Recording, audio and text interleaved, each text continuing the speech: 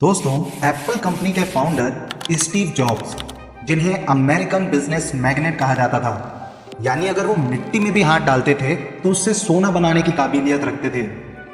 तो क्या ऐसा हो सकता है कि जो बातें उन्होंने 50 सालों में सीखी हो वो आप सिर्फ 15 मिनट में सीख जाओ?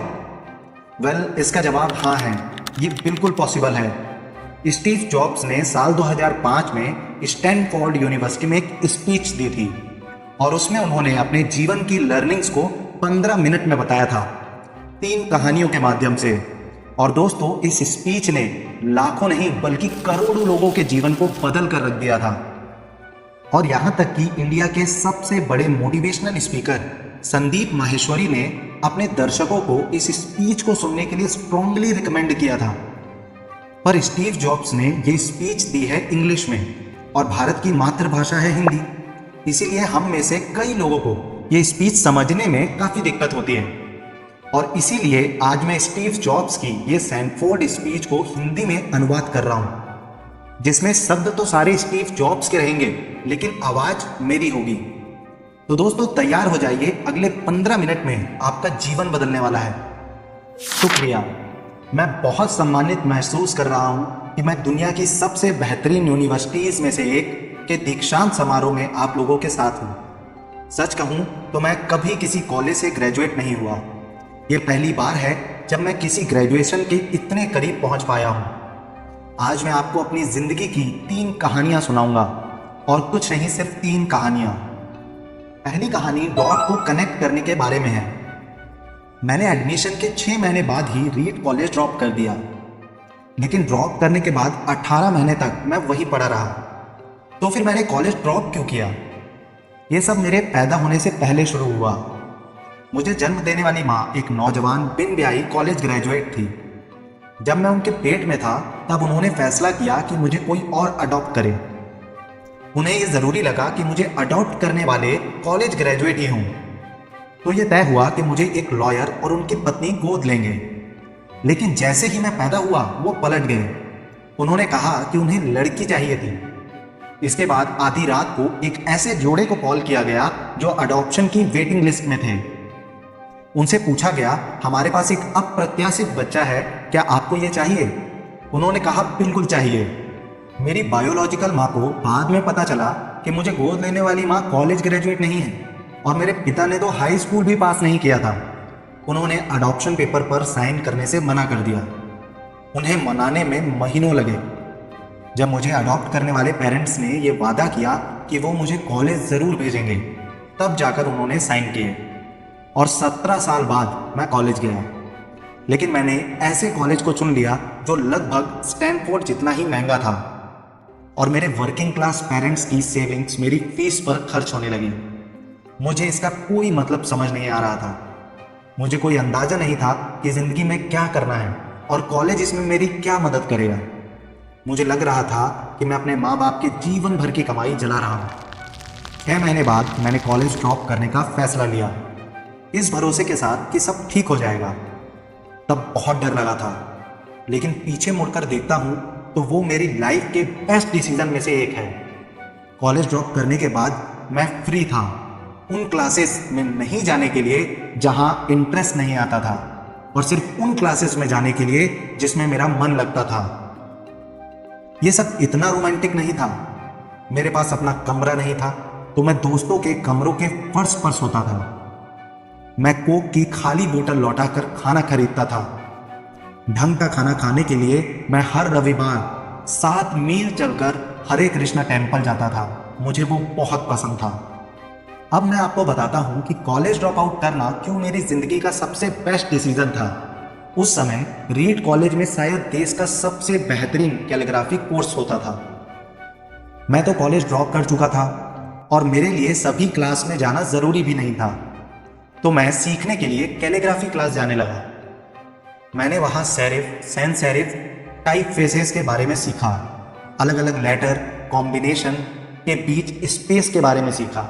मैंने सीखा कि एक बेहतरीन टाइपोग्राफी को बेहतरीन क्या बनाता है। ये बहुत ही खूबसूरत, ऐतिहासिक और इतनी कलात्मक महीनता से भरा था कि साइंस इसे नहीं साध सकता था, और मुझे ये बहुत ही शानदार लगा। मुझे कोई उम्मीद नहीं थी कि ये सब प्रैक्टिकल मेरी लाइफ में किसी काम आएगा। लेकिन 10 साल बाद जब हम पहला मैकिन्टॉश कंप्यूटर डिज़ाइन कर रहे थे, तब ये सब काम आया और हमने ये मैक में डिज़ाइन किया। ये खूबसूरत टाइपोग्राफी वाला पहला कंप्यूटर था। अगर मैं उस कोर्स में नहीं गया होता तो मैक में ये कभी मल्टीपल टाइप फेजेस या प्रोपोर्शनली स्पेस फॉन्ट ना होते। और चूंकि विंडोज़ ने मैक को कॉपी किया है तो ये बहुत संभव है कि ये किसी भी पर्सनल कंप्यूटर में ना होते। और अगर मैंने कॉलेज ड्रॉप ना किया होता तो मैं कभी किसी कोर्स में ना जाता और शायद पर्सनल कंप्यूटर में इतनी खूबसूरत टाइपोग्राफी ना होती। अच्छा, तुम कभी भविष्य को देखकर डॉट्स कनेक्ट नहीं कर सकते, तुम उन्हें पीछे देखते हुए ही कनेक्ट कर पाओगे। तो हमें ये भरोसा रखना होता है कि भविष्य में ये डॉट किसी न किसी तरह कनेक्ट हो जाएंगे। गट्स, नियति, कर्म, जो भी कहो, हमें किसी न किसी पे तो भरोसा करना होता है। इस नजरिए ने मुझे कभी नीचा नहीं दिखाया और इसी ने मेरी जिंदगी को पूरा बदल कर रख दिया। मेरी दूसरी कहानी लव और लॉस के बारे में है। मैं बहुत खुशकिस्मत था कि मुझे जो करना पसंद था वो मुझे कम उम्र में ही मिल गया। जब मैं 20 साल का था, मैंने और वॉज ने मिलकर अपने पेरेंट्स के गैराज में एप्पल शुरू कर दिया। हमने बहुत मेहनत की। 10 साल में 2 लोगों से शुरू हुई एप्पल $2 बिलियन की कंपनी बन गई, जिसमें आज 4000 से ज़्यादा लोग हैं। फिर मुझे वहाँ से निकाल दिया गया। तुम्हें उस कंपनी से कैसे निकाला जा सकता है जो तुमने शुरू की हो? हुआ यूं कि जैसे जैसे एप्पल बड़ी हो रही थी, हमने एक ऐसे आदमी को हायर किया जो मुझे मेरे साथ कंपनी चलाने के काबिल लगा। 1 आध साल सब बढ़िया चला, लेकिन फिर फ्यूचर को लेकर हमारे विजन अलग हो गए। इस अलगाव में बोर्ड ऑफ डायरेक्टर ने दूसरे की साइड ली और 30 की उम्र में मैं कंपनी से बाहर था और बहुत ही सार्वजनिक रूप से बाहर था। जिस चीज में मैंने अपनी जवानी लगा दी वो जा चुकी थी और ये बहुत ही भयानक था। मुझे कुछ महीनों तक समझ ही नहीं आया कि मैं क्या करूं। मुझे ऐसा लग रहा था कि मैंने एंटरप्रेन्योर्स की पिछली पीढ़ी को निराश किया है कि जब मुझे बैटन पास किया जा रहा था मैंने उसे गिरा दिया। मैं डेविड पैकार्ड, बॉब नायस से मिला, उनसे माफ़ी मांगी कि मैंने सब कुछ गड़बड़ कर दिया। मैं एक बहुत बड़ा पब्लिक फेलियर था। एक बार तो मैंने सिलिकॉन वैली से भाग जाने के बारे में सोचा, लेकिन धीरे धीरे मुझे एहसास हुआ कि मुझे तो अब भी अपने काम से प्यार है। एप्पल में जो भी हुआ वो मेरे अंदर की इस चीज़ को नहीं बदल पाया। मुझे ठुकरा तो दिया गया था, लेकिन मेरा पैशन अब भी था। तो मैंने शुरू से शुरू करने का फैसला लिया। मुझे तब तो ये नहीं दिखा, लेकिन एप्पल से निकाला जाना सबसे बढ़िया चीज़ थी जो मेरे साथ हो सकती थी। सफलता का भार नौसिखिया होने के हल्केपन में बदल गया। मैं अब चीज़ों के बारे में कम श्योर था। इस बात ने मुझे अपने जीवन के सबसे रचनात्मक समय में जाने के लिए आज़ाद कर दिया। अगले 5 सालों में मैंने नेक्स्ट नाम की एक कंपनी शुरू की, फिर फिक्सर नाम की कंपनी, और उसी दौरान एक गजब की लड़की से इश्क में पड़ा, लॉरेंस, जो आगे चलकर मेरी बीवी बनी। फिक्सर ने टॉय स्टोरी बनाई, इस दुनिया की पहली कंप्यूटर एनिमेटेड फिल्म, और आज फिक्सर दुनिया का सबसे सक्सेसफुल एनिमेटेड स्टूडियो है। फिर एक असाधारण बात हुई, एप्पल ने नेक्स्ट को खरीद लिया। मैं एप्पल में वापस लौटा और फिर हमने नेक्स्ट नाम की टेक्नोलॉजी वहाँ जो डेवलप की थी उससे एप्पल को नए सिरे से खड़ा किया। मुझे पूरा यकीन है कि अगर मुझे एप्पल से ना निकाला जाता तो ये सब कभी ना हो पाता। ये कड़वी दवा थी, लेकिन मुझे लगता है कि मरीज को इसकी ज़रूरत थी। विश्वास मत खोना। मुझे पूरा यकीन है कि जिस एक बात ने मुझे आगे बढ़ने में मदद की वो यही थी कि मैं जो कर रहा था मुझे उस काम से प्यार था।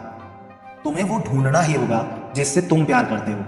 ये बात तुम्हारे काम के लिए उतनी ही सही है जितनी ये तुम्हारी प्रेमी या प्रेमिका के लिए है। तुम्हारा काम तुम्हारी जिंदगी का एक बड़ा हिस्सा है।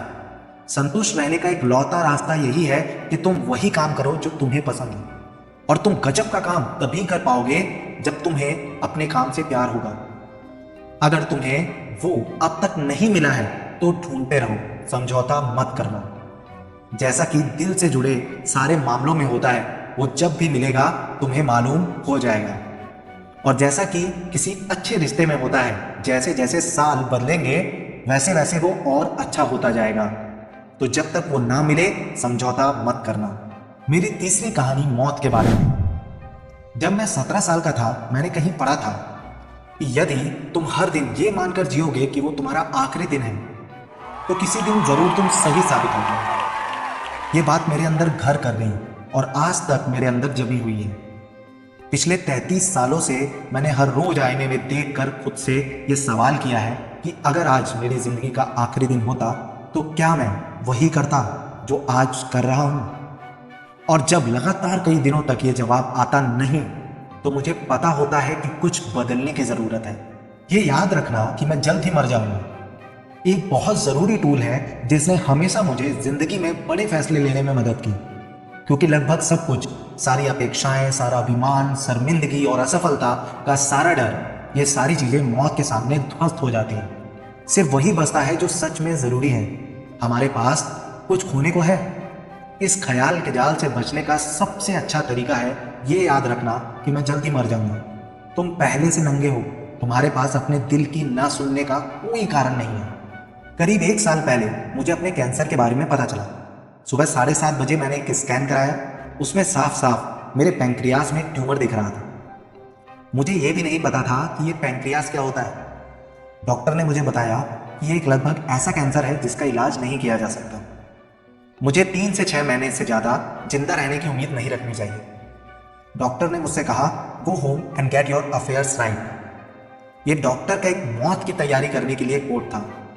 इसका मतलब होता है कि अपने बच्चों को वो सब कुछ ही महीनों में बताने की कोशिश करो जो तुम उन्हें 10 सालों में बताने वाले थे। इसका मतलब होता है कि तुम ये सुनिश्चित करो कि तुम्हारे जाने के बाद तुम्हारा परिवार तकलीफ में ना हो। इसका मतलब है अलविदा कहना। उस डायग्नोसिस के साथ मैं पूरे दिन रहा। उसके बाद बायोप्सी हुई।